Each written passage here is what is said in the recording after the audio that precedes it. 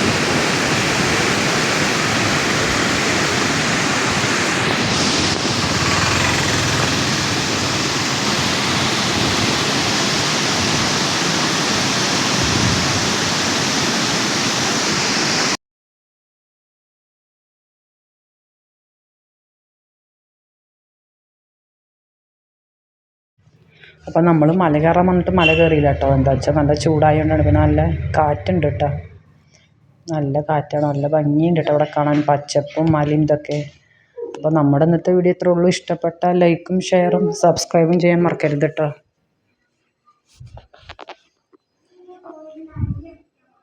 അപ്പം നമ്മൾ ഇവിടുന്ന് ഇറങ്ങി കേട്ടോ. അപ്പോൾ നമുക്ക് ഇനി പുതിയൊരു വീഡിയോ ആയിട്ട് വീണ്ടും കാണാം. Tata, bye bye, see U.